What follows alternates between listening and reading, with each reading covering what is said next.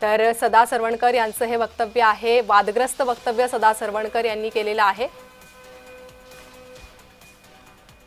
आणि याच संदर्भात चर्चा करण्यासाठी उद्धव बाळासाहेब ठाकरे शिवसेना पक्षाच्या नेत्या सुषमा अंधारे ह्या आपल्यासोबत जोडले गेले आहे। सुषमाताई, कसं पाहताय सदा सरवणकरांच्या या वक्तव्याकडे?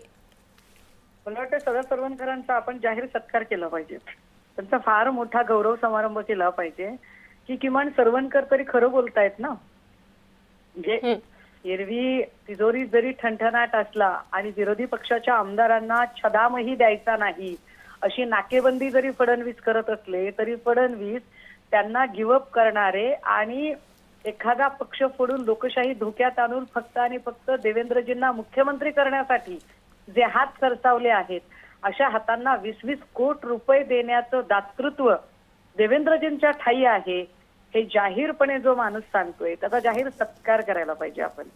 मला वाटतं सदा सरवणकरांनी आता काय परिस्थिती आहे या राज्यातली ती खरी नेमकी परिस्थिती सांगितली आहे आणि पक्ष का फुटतात किंवा एखाद्या नगरसेवकाला पक्ष सोडून दुसरीकडे का जावंसं वाटतं।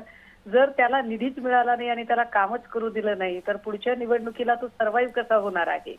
तो सर्व्हाइव्ह होण्यासाठी त्याला निधीची गरज आहे आणि निधी द्यायचा नाही याची नाकेबंदी जाहीरपणे मागे आपण वक्तव्य ऐकलं होतं ते नितेश राणेंचं की आपल्या पक्षातला असेल तरच निधी देईन, बाहेरच्यांना निधी देणार नाही। तर त्याचा कबुली जबाब पुन्हा एकदा सरवणकर देतात। सुषमाताई, असाही प्रश्न उपस्थित होतोय, एकीकडे सत्तेतले मंत्री म्हणतायत निधी नाही, मात्र माजी आमदारांना निधी मिळतोय। माजी आमदारांना निधी मिळतो म्हणजे अरे ते बिचारे त्यांचं क्वालिफिकेशन आहे, असं काय करता? गद्दारी हे केवढं मोठं क्वालिफिकेशन आहे।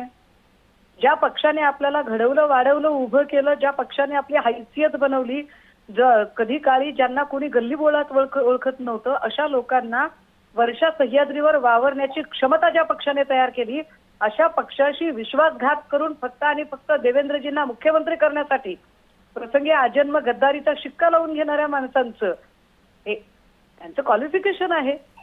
त्यामुळे ते आमदार आता जरी नसले तरी त्यांना 20 कोटी रुपये मिळायलाच हवेत आणि हे जाहीरपणे सरवणकरांनी मान्य केले।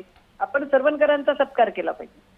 जी सुषमाताई, धन्यवाद, तुम्ही आमच्याशी चर्चा केली, प्रतिक्रिया दिली त्यासाठी।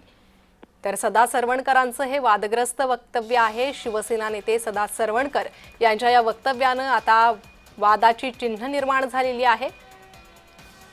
ठाकरे गटाच्या नेत्या सुषमा अंधारे यांनी देखील त्यांच्या